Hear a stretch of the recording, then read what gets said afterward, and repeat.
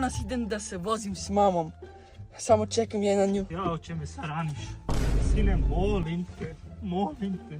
Jel voliš svoju majku? Volim te. Molim te, polako, sine. Kaj se vežem? Idem ti vežat. Jao, gospode, budi sa nama, gospode. Jao. Sine, već, upali auto.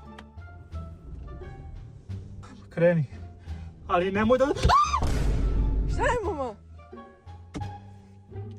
Jel hoćeš da se slupamo da me ubiješ? Ne. Polako se gasa, imaš osjećanje, polako. Okej.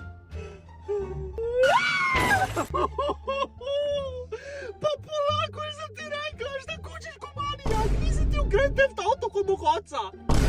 Ja, boli me leđa, me boli. Nikada više neću da se vozim sa tobom stokiranom stoko.